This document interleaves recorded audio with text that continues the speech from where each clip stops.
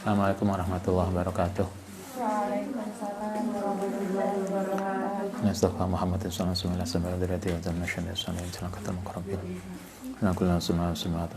Husul la ba'na umatina wa sayyidina sallallahu syahina. Lillahi ta'ala lahumul Fatihah. Ana syara'ati bismillahirrahmanirrahim. Alhamdulillahi rabbil alamin. Arrahmanir rahim maliki yaumiddin. Iyyaka na'budu wa iyyaka nasta'in. Shiratal mustaqim. Bismillahirrahmanirrahim. Kita lanjutkan ngaji kita. Ini malam Ahad. Kita akan selesaikan malam ini. Kita akan hataman malam ini. Sehingga mungkin ya tetap aja 30 menit. Bismillahirrahmanirrahim. Wa ya Ali man sapane wong. Bener itu ya. Amaro yang perintah sapa man bil ma'rufi dengan ma'ruf, wa naha anil mungkari dan melarang yang mungkar, azghama mongko akan menundukkan sapa Allah anfa'atwihi ing hidung musweman. Janjine Kanjeng Nabi begitu. Siapa yang benar-benar melakukan amar ma'ruf nahi mungkar, maka musuhnya akan takut, akan dibuat takut oleh Allah Subhanahu wa taala. Niatnya benar. Bukan karena niat yang lain. Anda masih ingat ada cerita seorang yang ingin menebang pohon yang melawan siapa? Jin ya, melawan jin atau iblis. Ada seorang pemuda yang dakwahnya tenanan. Nah, suatu ketika di dalam masyarakat itu ada sebuah pohon besar yang dipakai oleh iblis untuk menyesatkan masyarakat, sehingga orang-orang itu tidak nyembah Allah tapi nyembah pohon itu. Biasa kan di masyarakat kita ada yang pohon besar yang kemudian dikeramatkan. Nah, pemuda ini berpikir, oh inilah sebab kemungkaran. Akhirnya dia ingin memotong pohon itu agar masyarakat terhindar dari kesyirikan. Begitu mau memotong pohon, di tengah jalan dicegat oleh iblis yang menyamar sebagai manusia. Dalam diskusi itu, kok diskusi apa ya? Dialog. Nah, diskusi itu kok ini kelas. Dialog antara pemuda yang dai tadi dengan iblis tadi, rupanya nggak memenuhi kesepakatan.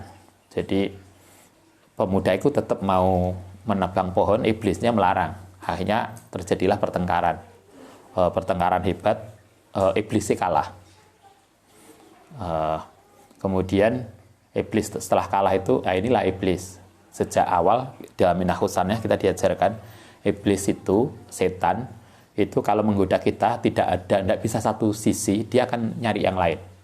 Dia sudah kalah itu kemudian menawarkan sesuatu. Iblis itu bilang gini, ya apa lah gini aja lah, kita damai, kamu pulang, biarkanlah pohonnya itu di situ, nggak usah ditebang. Kamu pulang aja. Saya janji setiap hari nanti di bawah sajadahmu akan saya siapkan uang. Kan lumayan toh. Daripada kamu kerja, kamu kan tetap bisa dakwah, uang tak siapkan, setiap hari tak gaji. Akhirnya pemuda tadi mikir, bener juga ya kalau tiap hari kemudian saya nggak perlu nyari uang, kan saya bisa fokus dakwah.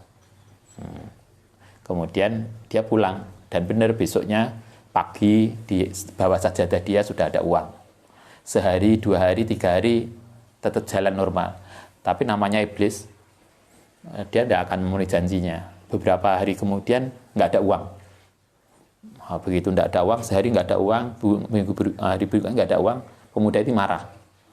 Wah, berarti tadi nggak janji, tadi janjinya nggak dipenuhi oleh iblis. Akhirnya dia marah, emosi, kemudian mau motong pohon lagi yang kemarin nggak jadi itu. Di tengah jalan ketemu iblisnya, kemudian mereka tengkar dan berkelahi. Tapi pada sesi kedua pemuda ini kalah. Yang awalnya menang tuh kalah.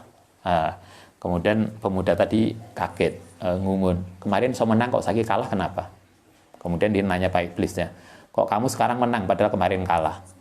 Iblisnya kemudian mengatakan, kamu kemarin menang karena niatmu tulus untuk Allah Ta'ala.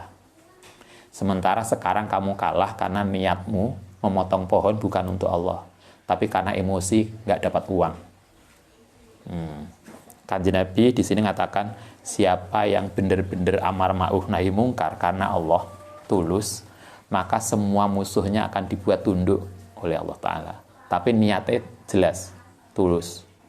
Kita itu kan kadang nggak bisa membedakan atau samar dalam hati kita. Ini niat tulus atau niat nggak tulus. Saya ini tulus pada Allah atau sebetulnya karena ada perhitungan-perhitungan ekonomi. Nah itu yang kemudian membuat kita tidak nggak kuat. Itu satu. Janjinya Kanjeng Nabi, amar ma'ruf nahi mungkarnya harus benar karena Allah Ta'ala. Maka janjinya Kanjeng Nabi, semua musuhnya akan dibuat tunduk oleh Allah Ta'ala. Itu satu. Yang kedua, waman sodako. Waman sapane wong sodako yang jujur sopoman fi umuri dalam perkara iman. Siapa yang perilakunya jujur, ghadiba, maka akan menjadi marah sapa Allah bi ghadabihi. Li ghadabi krana maraiman. Kata Kanjeng Nabi, siapa yang perilakunya jujur, maka marahnya dia akan membuat marahnya Allah Ta'ala. Kalau dalam Al-Quran Anda masih ingat, wa ma romaita idromaita walakin Allah roma. Kata Allah, orang-orang yang mukmin, yang sungguh-sungguh, yang tulus itu, maka ketika mereka melempar, bukan dia yang melempar, tapi Allah lah yang melempar. Ketika mereka mendengar, bukan telinga dia yang mendengar, tapi Allah Ta'ala yang membuat mendengar.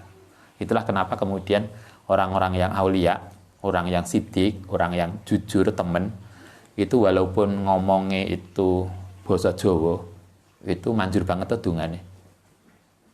Kita itu ngomong bahasa Arab, dungane suka karo-karuan, nggak manjur. Itu persoalannya karena dari hati kita yang, mbah-mbah kita coba lah.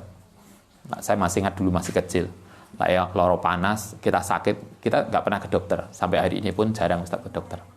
Suntik itu wedi banget. Kalau orang Indonesia ya. Suntik itu elengku terakhir mau umroh, mau haji, karena dipaksa harus suntik. Itu kemeringet rasanya. Ketok jarum, rasanya kemeringet banget. Karena sejak kecil nggak pernah suntik. Karena dulu kalau kita sakit di apa yang bahasa aja disuwuk oleh mbah, oleh bapak disuwuk. Suwe kan gak bahasa Arab, cuma bahasa Jawa, tombo teko loro lunga. La ilaha illallah bismillahirrahmanirrahim disuwuk. Loh, itu loh sembuh. Ya saiki kita wis diruyah, di macam-macam.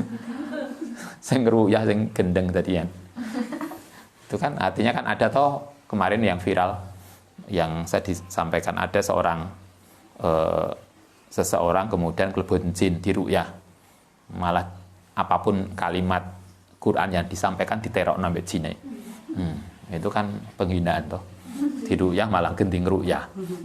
Jine. Itu karena hati kita yang perlu didandani. Sehingga bukan lafadznya yang penting, tapi apakah hati kita sodako. Itu kedua. Wa idza baka, kata Nabi, nalikane nangis sapa al yatim anak yatim, tazza, mongko berguncang apa al arsu aras. Kata Kanjeng Nabi, kalau ada anak yatim menangis sedih karena didolimi, dianiaya, yatim itu kemarin sampai balik ya. Jadi kalau Anda, Ustaz saya juga yatim sekarang ini menerima zakat. Dalam fikih aturannya yatim itu sampai balik. Balik itu umur berapa? 10 tahun. 15 tahun lah maksimal. Kalau Anda kan umur Anda beda 13 ya. Nah, kalau anak yatim, ada yang anak yatim menangis karena didolimi, maka Allah langsung murka, kemudian memerintahkan ke malaikat Jibril, ya Jibril, wasi, buatlah jembar opo annaro ing neraka liman maring wong abkahu, yang membuat nangis sepoman hu ing yatim. Kata Kanjeng Nabi, kalau ada anak yatim menangis karena didolimi, maka Allah langsung murka dan menyiapkan neraka bagi orang yang mendolimi anak yatim. Yang biasanya hukumannya kontan itu, satu, kita dolim pada anak yatim itu biasanya kontan, Yang kedua yang lebih kontan lagi, kalau kita berani pada orang tua, hukumannya kontan banget. Gak usah nunggu akhirat maksudnya. Orang yang menyakiti orang tua, hati orang tua itu hukumannya tidak di akhirat, di dunia sudah dicicil, kontan banget. Karena itulah hati-hati kita kepada orang tua, kepada anak yatim. Wawasi lan jembarne sapa sira aljannata ing surga liman maring wong adhakahu, yang membuat seneng sapa manhu ing yatim. Siapa yang membuat anak yatim senang, maka siapnya surga. Siapa yang membuat anak yatim sedih, maka ancamannya neraka. Di hadis lain Anda masih ingat Nabi mengatakan ana wa kafilul yatim hakadha. Kata Nabi sambil nunjuk begini. Kata Nabi, saya dan orang yang menanggung membantu anak yatim itu seperti dua jari ini. Berarti sangat dekat. Jadi kalau kita ingin dekat dengan Kanjeng Nabi, salah satu selain kita maca selawat, yang bisa kita lakukan adalah membantu anak yatim. Sehingga kalau Anda di sekitar rumah kita ada anak yatim, kalau bisa silahkan bisa dibantu apanya. Mungkin SPP-nya, uang sakunya kalau dia sekolah. Uang saku kan nggak banyak juga toh. Yang penting kan kita bisa membantu dia. Atau apa yang kita bisa lakukan. Sebanyak mungkin, semaksimal mungkin kita bisa memberikan kontribusi pada dia. Kita lanjutkan. Ya Ali, adinu utai agama iku an nasihatu nasihat. Kata Kanjeng Nabi, agama itu adalah saling mengingatkan, nasihat. Untuk apa? Untuk siapa nasihat itu kita berikan? Lillah, niatnya harus karena Allah Ta'ala. Jadi kita neng pondok saling berteman, saling menasehati, itu bukan karena apapun niatnya, tapi karena Allah Subhanahu Wa Ta'ala. Wali rasulihi, lan karena Kanjeng Nabi, walil mukminin, lan untuk kebaikan orang mukmin. Jadi niatnya bukan untuk apapun, tetapi ini karena perintahnya Allah Ta'ala, perintah mengikuti Kanjeng Nabi, dan untuk kebaikan kita semua. Karena itu kita masih ingat wal asri innal insana lafi khusrin, katanya Allah Ta'ala, nanti semua manusia akan tidak sukses, tidak akan merugi, lafi khusrin ilaladina, kecuali 4 mereka, yaitu pertama amanu, kedua wa amilu sholihat, yang mempunyai pekerjaan baik, kuliah baik, bekerjanya baik, semuanya berkualitas, maka insya Allah orang itu mesti akan sukses. Atau dalam bahasa kita, siapa yang kerjaannya baik, maka insya Allah dia tidak akan nyesel, tidak akan lafi khusrin. Yang ketiga adalah watasau bil haqi, orang yang saling menasihati, saling mengingatkan. Kemudian yang keempat, sabar. Orang inilah yang insya Allah tidak akan pernah menyesal ketika yang lain semua menyesal. Sabar itu bukan gak ngelakoni loh ya. Bendino turu, ngapa? Kulo sabar Ustaz. Enggak, sabar itu artinya kita tetap melakukan sesuatu dengan baik dan rencana. Kalau yang saya sering sampaikan, sabar itu bukan tidak berusaha. Loro panas, kemudian ngelidak neng kamar. Apa Mbak? Lagi kurang enak badan, wis ke dokter. Mboten kula sabar, kan. Sabar itu adalah kita melakukan sesuatu dengan tidak gegabah dan sembrono. Itu sabar. Nah, orang tidak akan mungkin bisa melakukan sesuatu dengan tidak gegabah dan sembrono kalau dia punya persiapan matang. Sehingga orang sabar itu punya planning. Jadi kayak Anda, kayak kita kuliah. Ini rata-rata semester berapa? Semester senior. Senior itu 6 ke atas. Kalau 4-6 itu kan middle class. Anda kan high class. Sabar itu artinya kita punya planning. Jadi kapan kita PKL, kapan kita nggawe proposal, kapan kita ujian proposal, kapan kita ujian skripsi, yang semuanya di planning dengan baik, itulah sabar. Orang yang nggak punya planning berarti tidak sabar. Karena itulah orang yang nggak punya planning, maka lafi khusrin, dia akan nyesel. Itu sabar. ada 4 itu yang dijamin oleh Allah Ta'ala tidak akan nyesel. Agama itu begitu, adalah saling mengingatkan yang niatnya untuk Allah, untuk Rasulnya, dan untuk kebaikan semuanya. Baik, kita lanjutkan. Ya Ali, sab'atun utai 7 min ummati, saking umatku iku fil jannati. Kata Kanjeng Nabi, ada 7 orang dari 7 kelompok dari umat Kanjeng Nabi itu yang insya Allah dijamin masuk surga. 1, sabun, pemuda, taibun yang tobat. Jadi anak muda rajin ibadah, insya Allah surga. Kalau wong tua rajin ibadah kan biasa, wis tua rajin yang jamaah, rajin sholat, yes, manjen wis tua lah, maklum. Kadang kan kita, mbahku kok wis rajin ke masjid, kok wis kroso ya.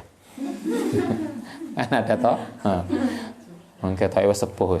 Lah wong tua rajin ibadah itu biasa. Yang nggak biasa itu adalah pemuda yang rajin. Karena itu mumpung kita di pondok, Anda itu kan masih muda toh, mumpung di pondok maksimalkan untuk ibadah. Nanti habis mulai, kalau sudah nikah, biasanya nggak mudah. Coba Anda bisa bayangkan. Lah di pondok, mau bangun malam jam piro tahajud, kelakon. Gitu kan? Kan mesti kelakon tuh Anda.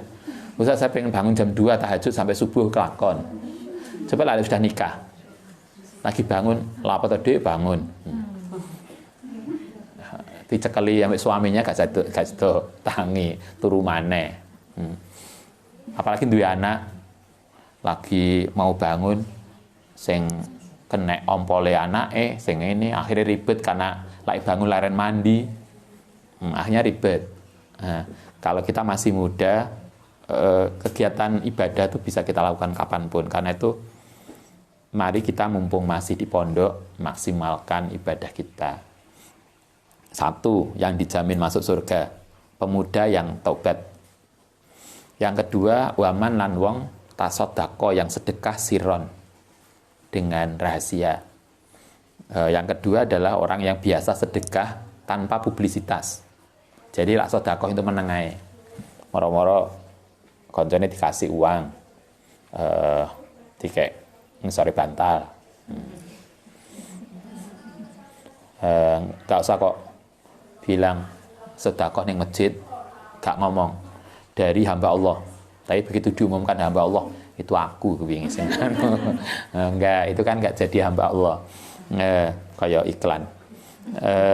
Yang kedua yang insya Allah dijamin masuk surga oleh Kanjeng Nabi adalah orang yang biasa sedekah secara rahasia, tidak perlu publisitas, sehingga sedekahnya enggak manggil wartawan. Pilkada kan manggil wartawan toh, mau ke pasar go wartawan. Nah, coba kan lucu-lucu toh menjelang pilkada itu. Enek sing kudungan apa namanya petis, enek sing kudungan gedang, enek sing gak biasa ziarah kubur, malah ziarah kubur. Akhirnya kalau ngasih bunganya koyok, kalau kita neng ziarah kubur kan ada etikanya. Masuk nak nyawuri kembang neng kuburan koyok wong nyawuri pakan ayam. Kan enggak, kan ada etikanya. Itu loh. Kenapa tiba-tiba menjadi baik? Setelah pilkada selesai kan enggak ada loh gitu. Nabi mengajarkan tasoddaqo sirron, sedekah dengan rahasia. 2. Yang ketiga, waman yu'adi, waman lawang yu'adi, yang melakukan sepoman sholat duha, ing sholat duha. Ini saya kira mudah. Santri insya Allah inilah biasa sholat duha. Anda yang di rumah juga begitu, biasakan sholat duha. Yang sering saya sampaikan, kalau Anda kuliah, sebelum berangkat duha dulu, atau kalau biasanya habis ngaji pagi balik neng kamar maca Quran, habis maca Quran duhaan baru tidur. Santri gue turu, katanya teman-teman kemarin di pondok iki karena nggak ada aktivitas, akhirnya neng pondok turu mulai duha sampai duhur. Kayak Kanjeng Nabi wingi tadi pagi, Nabi itu mulai subuh jamaah terus ngaji sampai duhur, dhuwur sampai asar sampai maghrib. Nah kita habis subuh turu sampai dhuwur. Itulah bedanya kita dengan Nabi. Tapi biasakanlah, ini pesannya Nabi yang ketiga, biasakan sholat duha. Insya Allah orang yang biasa sholat duha jaminannya surga. Itu ketiga. Yang keempat, man lan wong kana kang ana apa dhahabu malihi, ilange hartane man iku ahwanu luweh mudah ali ngatasi man min fawati sholatin wahidin dibanding sholat sendiri mal imami sartane imam. Kata Kanjeng Nabi yang ketiga yang dijamin masuk surga adalah orang yang ilange sandale itu lebih mudah dibanding tidak jamaah. Maksudnya gini, orang saking ngejar jamaah sholatnya, artinya kalau bahasa kita orang yang membiasakan jamaah sehingga dia tidak khawatir lah di masjid kehilangan sandal. Hilangi sebagian hartanya itu menjadi tidak berarti daripada dia kehilangan jamaah. Marilah kita biasakan jamaah. Syukur kalau iso takbiratul ihram bareng. Masih ingat dulu ngaji Minahusan ya. Orang-orang salafus soleh itu tak ketinggalan jamaah, tak ketinggalan takbiratul ihram ketika jamaah. Mereka itu berkabung 3 hari. Padahal kita bisa bergabung bendino. Itu ketinggalan takbiratul ihram itu bergabung 3 hari. Ketinggalan 1 rakaat bergabung 7 hari. Kemarin bisa dibaca lagi dalam Minah Husaniyah. Orang-orang dulu koyok gitu menjaga jamaah. Nah, orang yang membiasakan diri jamaah, sholat berjamaah, insya Allah termasuk ahlil jannah. Kita biasakan itu. Yang seterusnya, yang ke berapa? 5. Gitu. Yes, pokoknya seterusnya. Waman lan wong damaat yang bercucuran apa ainahu air mata man min khosyatillah krono takut pada Allah Ta'ala. Orang yang nangis karena takut pada Allah. Kalau nangis karena takut pada Allah, kita belajar tasawuf, hendaknya nangisnya itu malam. Ketika kita sholat sendiri, wiridan sendiri, nangis pada Allah. Jangan nangisnya di depan kamera. Neng ngarep banyak orang nangis-nangis dungo. Neng besok nggak ada orang cengengesan. Enggak. Kita diajarkan kalau nangis, nangislah pada Allah ketika kita sendiri. Orang yang matanya bercucuran karena nangis pada Allah, dalam hadis lain dikatakan, insya Allah mata orang yang menangis, matanya tidak akan masuk neraka. Lah motone gak neraka kan masuk sawake. Sikile tok malaikat iki. Motone dijogo kan ya enggak lah. Kayak kita gawe kayu begini. Cekeli malaikat sikile dilebokno neraka, motone enggak. Kan ya enggak, insyaallah lah semua kita terjaga. Biasakan salat malam, biasakan wiridan, biasakan syukur kalau kita bisa menangis malam hari. Tapi nangisnya sekali lagi hanya karena khosyatillah. Kan gampang tuh kadang kan, Anda pernah ingat maba, apa itu namanya? Yang kita nangis bareng dengan SC. Habis maba kan kita ngumpul dengan SC. Ada renungan, kemudian kita nangis-nangis. Pernah toh? Habis nangis-nangis bentar, akhirnya ngono berkate medun, selali wes. Yo gak apa-apa lah, bisa nangis bareng. Tapi yang penting adalah nangis karena Allah Ta'ala. Yang seterusnya, orang yang insya Allah dijamin surga. Waman lan wong zahama, yang dekat dengan sopoman al ulama'a, yang ulama, fi majalasihim, yang dalam majelis ulama. Kalau bahasa kita, orang yang dekat ulama, artinya orang yang ngaji, aktif. Melu pengajian, ikut menambah ilmu. Orang yang menambah ilmu, senantiasa belajar, menambah ilmu, insya Allah ahli jannah. Oke, kita lanjutkan. Ya Ali, man sapane wong arasyada yang arsada menuntun sapa man alakma ing orang buta biadihi kelan tangane man al yusra kang yusra itu kiri jaa mongko bakal datang apa yaminuhu tangan kanane man fi yaminika kelan tanganmu. Kata Nabi, siapa yang membantu orang buta, membantu orang yang membutuhkan dengan tangan kirinya, maka tangan kanannya insya Allah besok di akhirat akan dipegang oleh Sayyidina Ali. Padahal Anda bisa bayangkan Sayyidina Ali itu babul ilmi, orang yang dekat dengan Nabi. Di awal hadis dikatakan posisi Sayyidina Ali itu dibandingkan di Nabi kayak posisinya Nabi Harun dengan Nabi Musa. Sehingga kalau kita itu biasa nuntun orang yang ini kesusahan, membantu, insya Allah kita akan dibimbing oleh Sayyidina Ali dan Kanjeng Nabi. Sehingga kalau ada orang yang membutuhkan, kalau di sini secara fisik mengatakan orang buta, maka jangan biarkan kalau bisa bantu. Enak orang buta katanya nyabrang, kadang orang sepuh toh, kadang ibu-ibu, kadang kita prihatin. Ada mbah-mbah, sepuh, ibu-ibu, cik belonjo di pasar, sehingga katanya nyabrang jalan itu susah banget. Kadang kita mikir, ini anaknya nanti toh, masa sepuh bareng cik belonjo, anak putune nanti kuwi. Mungkin sibuk kuliah anak putune, sehingga dia nggak sempat mendampingi. Tapi kalau Anda, kita bisa, jangan biarkan mbah kita belanja sendiri. Kasihan tau wong duwe putu. Putune sakeh masuk putune ini. Atau ibu kita, kadang kita itu mulai ibu masak, anak turu.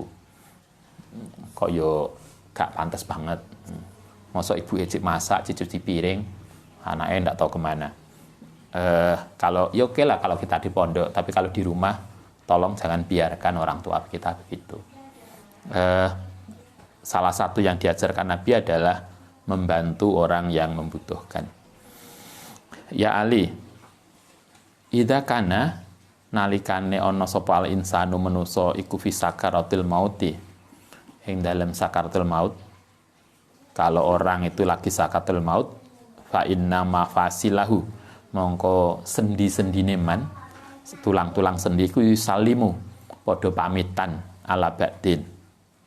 Kalau sudah menjelang sakaratul maut, maka setiap anggota badan kita itu saling berpamitan. Mungkin Mbak aku duluan ya. Kita kan juga gitu toh, saling pamitan. Biasanya begitu. Takulu ngucap apa mafasil assalamualaikum fa inni mutu.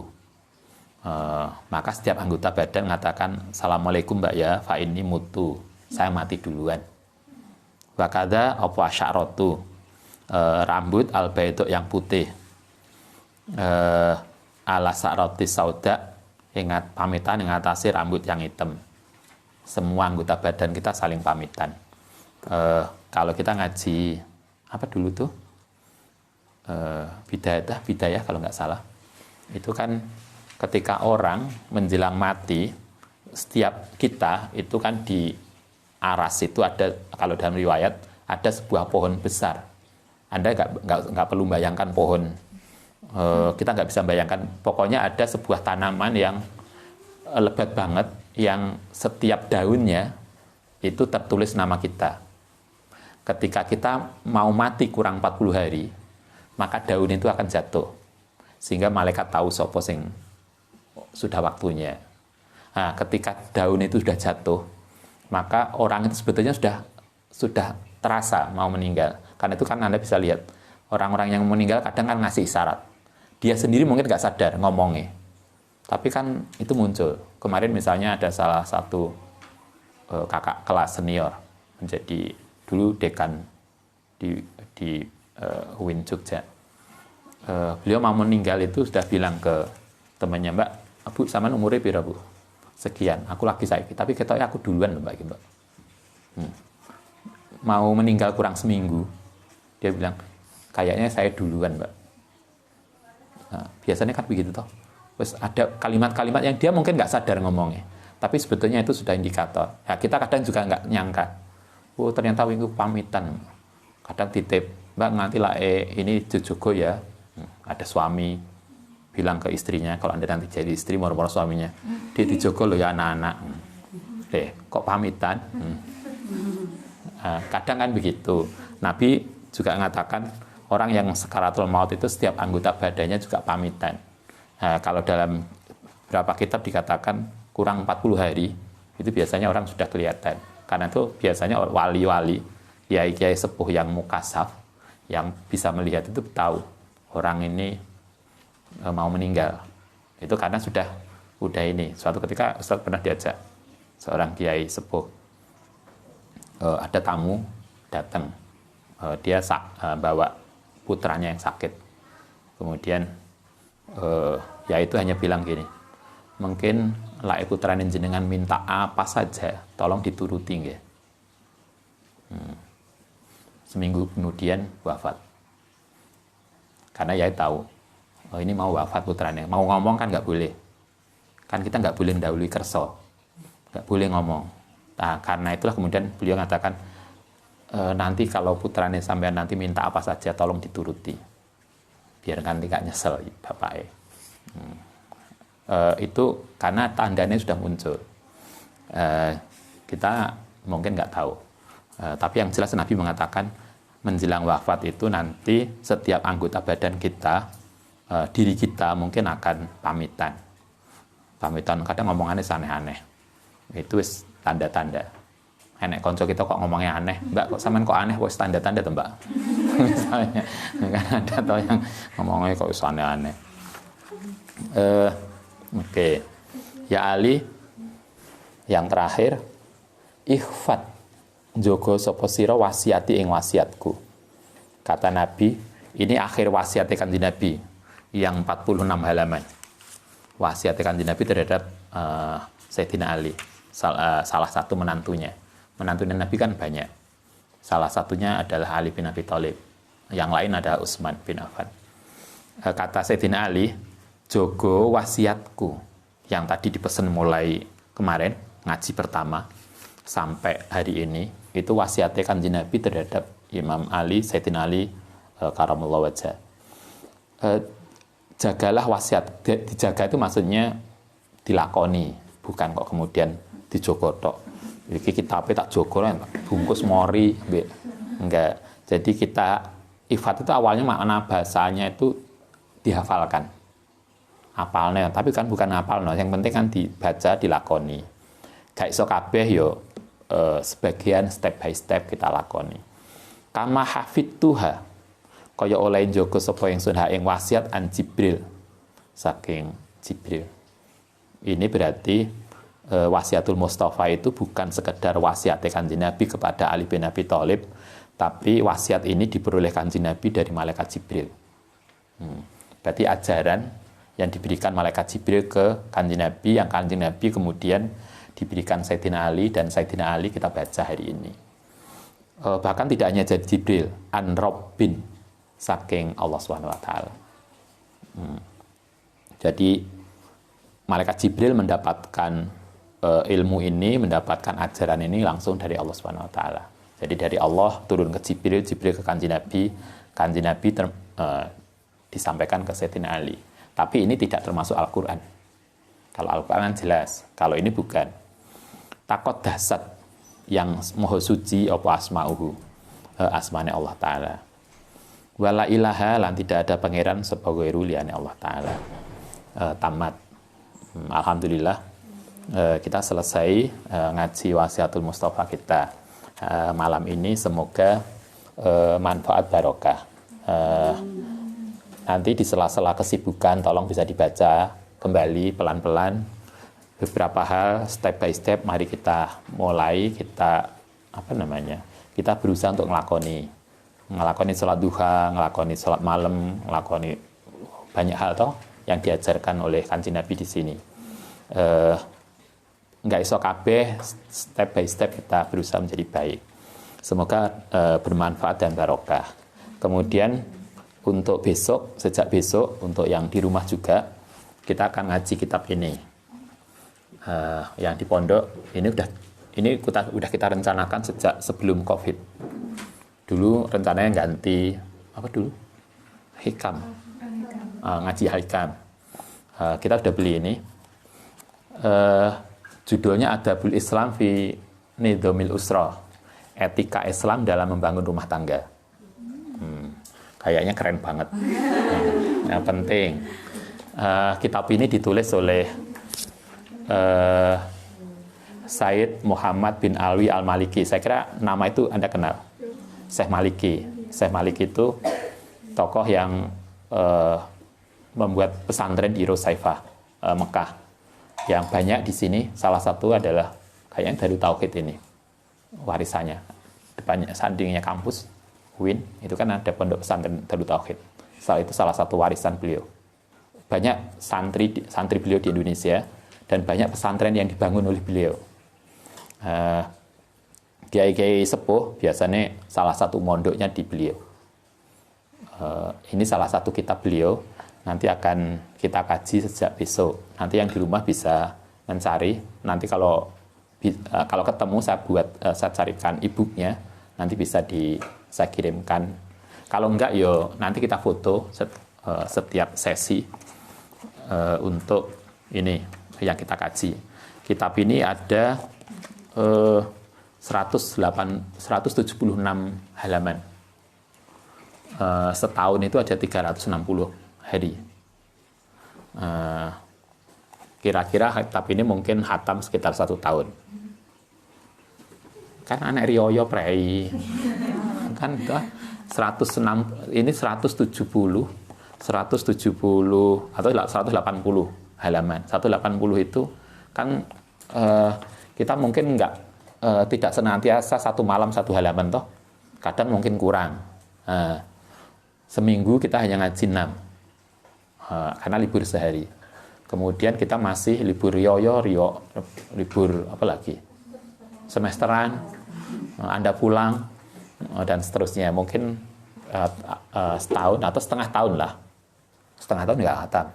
Karena setengah tahun itu 150 hari. Ini 180 hari, 1 halaman. Mungkin sekitar menjelang setahun baru hatam. Semoga kita bisa mengkajinya dengan baik. Sebagai informasi awal, kitab ini bicara tentang hubungan laki-laki perempuan sampai pernikahan. Bukan hanya pernikahan, tetapi sampai bagaimana membangun anak, membimbing anak, ngajari anak, dan seterusnya. Saya kira akan menjadi penting untuk persiapan masa depan. Baik, kita akhiri. Kita berdoa, kita baca Fatihah untuk khususnya Kanjeng Nabi Muhammad, Sayyidina Ali, kemudian Syekh Abdul Wahab Asy'arani, kemudian orang tua kita semuanya. Semoga kita senantiasa mendapatkan ilmu yang manfaat, yang barokah. Orang tua kita senantiasa terjaga dari segala sesuatu yang tidak baik. Orang tua kita senantiasa diberikan kesehatan, rezeki yang banyak dan barokah. Kita semua yang di pondok atau siapapun yang di rumah yang ikut ngaji, semoga diberikan kemudahan dalam mencari ilmunya. Al-Fatihah.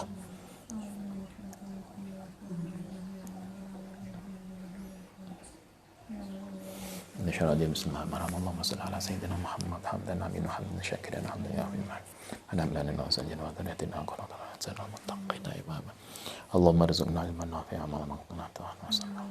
Allahumma yassir lana umurana wa sayyidina wa nawwir qulubana wa anna bi rabbana. Adina hasanatan wa qina adzabannar. Sallallahu ala sayyidina Muhammad sallallahu alaihi wasallam yasifun walhamdulillah. Al-Fatihah.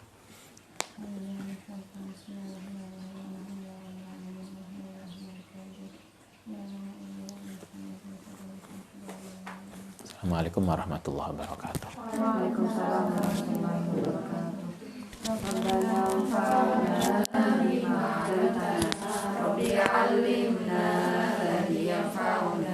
Rabbi faqihna wa faqih alana.